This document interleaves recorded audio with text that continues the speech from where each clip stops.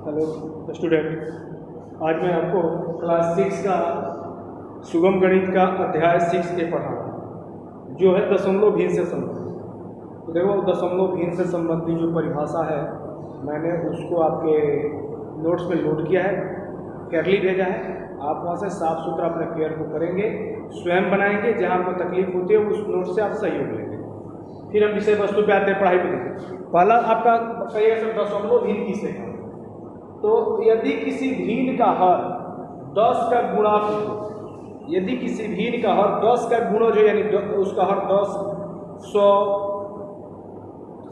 यहाँ जो है एक का हर 10, 100, 1000 होता है तो उसे दशमलव भिन्न कहते हैं।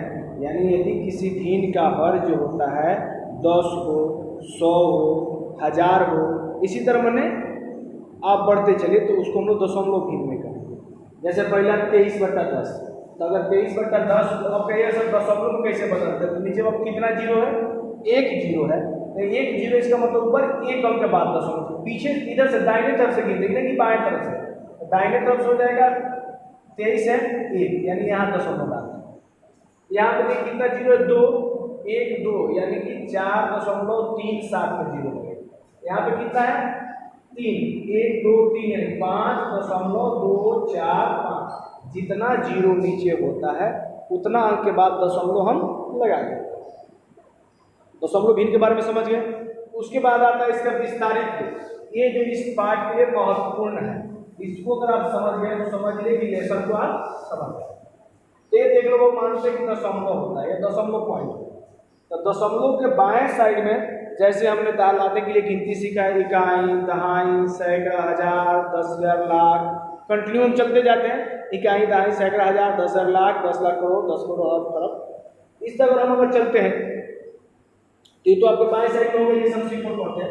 लेकिन दाहिने साइड में, दशमलव के दाहिने साइड में पहला अंक दशांश होता है, दूसरा अंक शतांश होता है, तीसरा अंक हजारवा होता है, यानी हजारवा भाग, उसके बाद 10,000वां भाग, उसके बाद लाखवां भाग, 10 लाखवां भाग, यानी कंटिन्यू जा सकते हैं।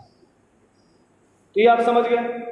अब आइए, जैसे एग्जाम्पल के तौर पे आपको दिया है क्वेश्चन 347.123, 347.123 को शब्दों में लिखें।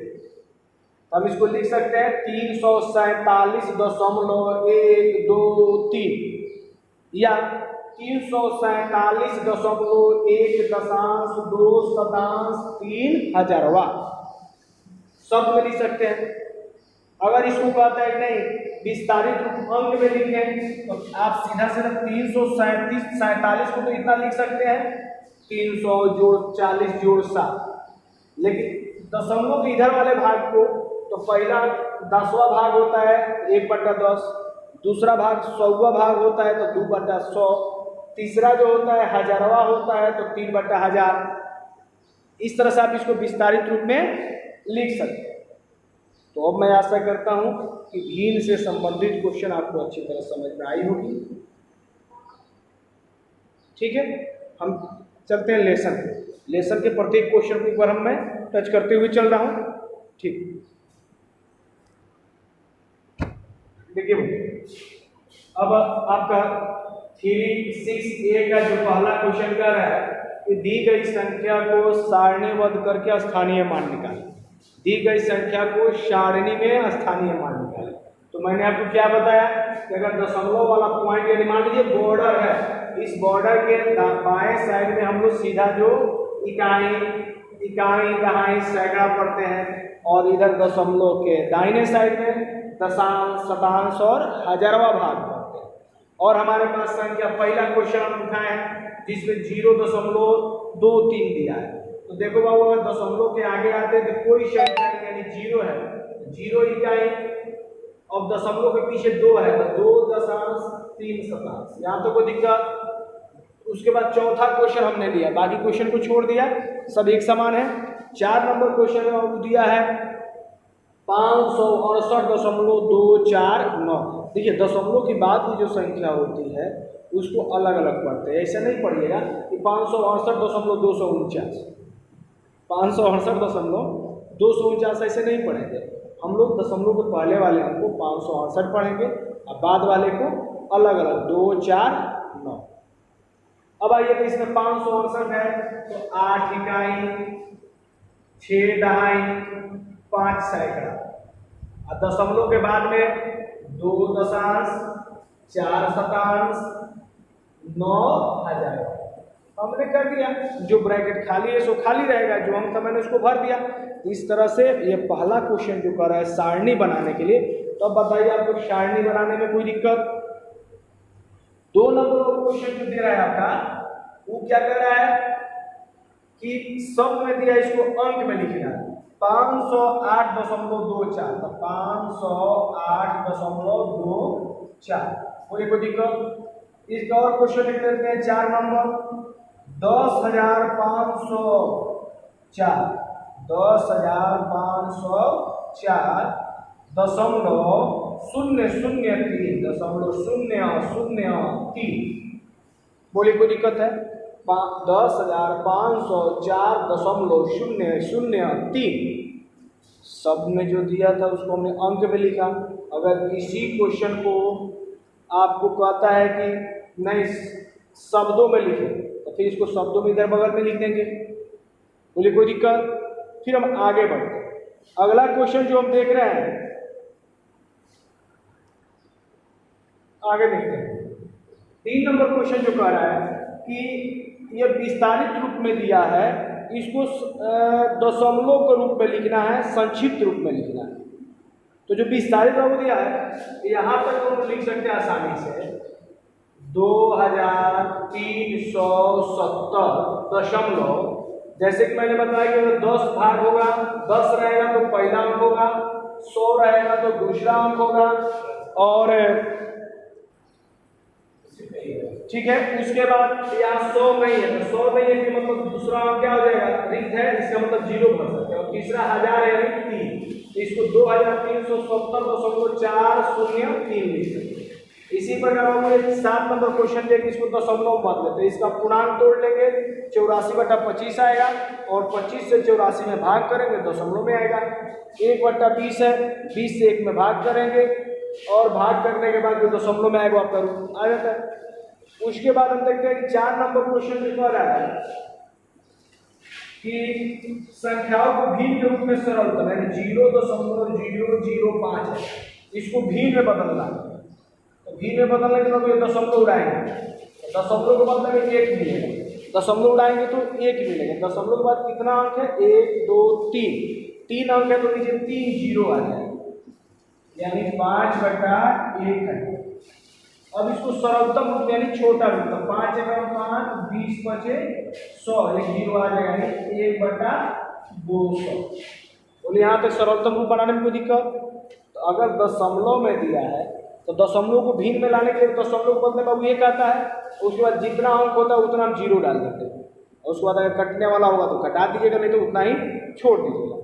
उसके बाद कह रहा है 5 नंबर, अभी मैंने आपको बताया था कि अंक में दिया है तो शब्दों में लिखना है और शब्द में दिया तो अंकों में। जैसे कि कह रहा है कि 3.008, इसको शब्द में लिखना है तो 3.008 लिखना। स्थानीय मानों के आधार पर विस्तारित, तो विस्तारित रूप यही ना है। अगर इसी को हम कह देते हैं 2370.403 को विस्तारित रूप में, तो इसको विस्तारित रूप में इस रूप में लिख सकते हैं कि 2000 है, फिर 300 है, फिर 70 है, उसके बाद 4 दशांश है और 3 हजारवां भाग है, शतांश नहीं है। इस तरह यह लेसन आपको अच्छी तरह समझ में आया होगा। इसी का एक छोटा सा लेसन है 6B, उसको मैं इसी वीडियो में आपको पढ़ा देता हूँ। देखिए बच्चों, अब 6B जो है ये कर संख्या रेखा पर बैठा है। तो संख्या रेखा पर क्या होता है बाबू कि अगर कोई संख्या का दशमलव में उसका निरूपण दिया गया है तो उसको संख्या पर दिखाना है कि वो कहाँ आएगा। तो कितना आसान लेसन है और मजेदार लेसन है। पहला क्वेश्चन कर रहा है कि संख्या रेखा पर दर्शाना है तो 0.4, तो 0.4 का मतलब होता है 1 से कम है और ये प्लस है, यहाँ एक संख्या रेखा लेंगे। आप जानते हैं कि दाहिने साइड में प्लस और बाएं साइड में माइनस होता है, और हमको काम किस पे करते रहो? प्लस में। तो तो माइनस में कम जगह लेंगे, प्लस में ज़्यादा, तो इसको 1 लेंगे और इसको क्या करेंगे 10 बराबर भागों में बांटेंगे। तो मान लीजिए 5 हो जाएगा, 1 2 3 4, 5 हो गया, 6 7 8 9 10 हो गया। आपको लेना है कितना 0.4, 1 2 3 4, यानी यह आपका पॉइंट हो जाता है 0.4। कोई दिक्कत? 2.7 दिया इसी का, चलिए 2.7 का मतलब हुआ कि 2 से ज़्यादा और 3 से कम। 2.7 का क्या मतलब होगा? 2 से ज़्यादा और 3 से कम। तो हम और यदि धनात्मक है इसलिए ऋणात्मक तक कम और धनात्मक, इसको 1 2 3 मान लीजिए, 1 2। और ध्यान दीजिए बाबू, आप लोग फेयरली कीजिएगा, ये समान दूरी ही लीजिएगा, समान दूरी ही लीजिए, जितना दूरी उतना ही दूरी है। तो 2 तो ठीक है, 3 में दशमलव लेना, 3 को 10 बराबर भाग में बांट दें, 1 2 3 4 5 6 7 8 9 10 और 2.7, ये आपका 1 2 3 4 5 6 7, ये हो गया आपका 2.7, यानी 2 पूरा दशमलव में 7 ले लें। इस तरह आप संख्या रेखा में दर्शा सकते हैं। अगला क्वेश्चन जो है उस संख्या रेखा पर ABCD का मान दिया है, तो पूछ रहा है कि A का मान, तो A का मान 0.9 हो गया, B का मान देखिए 1 2 3 4 5 6, 1.6 हो गया, C का मान 2.1 हो रहा है और D का मान क्या हो जाएगा 2.8 होगा। अब आइए बड़ा छोटा की बात करते हैं। तो देखो इसमें जो होता है समान, जो भिन्न जो होते हैं उनको हम क्या कहते हैं सम और विषम, समान और असमान दशमलव में बदलते हैं। तो यहाँ 4.007 यानी दशमलव के पीछे 3 अंक है, लेकिन यहाँ तो दशमलव के पीछे कोई अंक नहीं है, तो दशमलव दे के 1 2 3 को शून्य लगा के दोनों को समान बनाए। अब देखिए अगर दशमलव हटा दिए तो 4007 है और ये 5000, तो ऑलरेडी देखते हैं 5000 बड़ा है। यहाँ देखिए 3.19 है, यानी दशमलव के पीछे 2 अंक है, लेकिन यहाँ दशमलव के पीछे क्या है 1 अंक है, एक 0 डाल के इसको भी 2 अंक बना देंगे। अब ये दशमलव हटा देते हैं तो ये 319 को लेगा और 320 लेगा, 320 वाला बड़ा हो जाएगा। इसी पर आधारित आपका 4 नंबर क्वेश्चन कहता है आरोही क्रम में लिखिए। तो देखो आरोही क्रम में अगर क्वेश्चन दिया हुआ है तो हमने क्या बोला कि समान और असमान दशमलव, तो समान दशमलव बनाने के लिए देखेंगे दशमलव में मैक्सिमम कितना है तो 3 अंक, लेकिन पहला में 2 अंक है, एक 0 देके इसको समान दशमलव में बदलेंगे, दूसरा तो है ठीक है, तीसरा भी ठीक है, चौथा में 1 ही अंक है तो 2 को 0 देके इसको समान दशमलव में बदलेंगे और 5वां ठीक है। अब इसको आरोही क्रम में सजाना है। आरोही क्रम, आरोही क्रम आप जानते हैं कि बढ़ते क्रम यानी छोटा से बड़ा।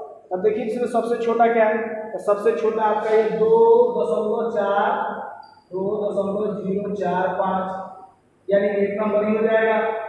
उसके बाद देखिए 2 नंबर ही हो जाएगा, 3 नंबर यह हो जाएगा, 4 नंबर यह हो जाएगा और 5 नंबर यह हो जाएगा। आप इसको सजा देंगे तो यह आरोही क्रम में हो जाएगा। इसी को अगर हम कहते हैं अवरोही यानी घटते क्रम, बड़ा से छोटा, इसमें सबसे बड़ा कौन है 5 नंबर, तो 5 नंबर वाले को पहले लीजिएंगे, उसके बाद 4 नंबर वाले, उसके बाद 3 नंबर, उसके बाद 2 नंबर, उसके बाद 1 नंबर। तो आरोही और अवरोही भी आप अच्छी तरह समझ गए। और इसको बनाने के लिए सबसे पहले दी गई संख्या को समान दशमलव में बनाना अनिवार्य है। अगर आप समान दशमलव में नहीं बनाते हैं तो यह आप बना सकते हैं, अगर आपके पास एक्सपीरियंस हो जाती है तो बना सकते हैं, लेकिन कठिनाई होगी। इसलिए जब भी दशमलव से संबंधित क्वेश्चन आता है, जोड़ा है, घटा हुआ है, गुना है, भागा है, आप उसको समान दशमलव में ही बना लेंगे। इस प्रकार 6A और 6B 2 लेसन समाप्त होता है और इसका नोट्स आपके पास है। आप स्वयं बाकी सारे क्वेश्चन को बनाएं और जहां आपकी सहयोग करता है नोट से लें। उसके बावजूद भी कोई क्वेश्चन समझ में नहीं आता है तो आप मुझे फ़ोन करें, मैं उस क्वेश्चन को फिर से आपको समझाने की कोशिश करूँ। आप यह वीडियो मैं आपके तो व्हाट्सएप पे भेजूंगा ही, अगर ये किसी कारण से डिलीट हो जाता है तो मेरे चैनल के माध्यम से आप इस वीडियो को देखेंगे, पढ़ाई को सुचारू से रखेंगे। ठीक है, अब अंत में यही कहेंगे, बाबू घर पे रहिए, पढ़ते रहिए, सुरक्षित रहिए, अपने परिवार के साथ में रहिए और पढ़ाई को चालू रखिए। Thank you.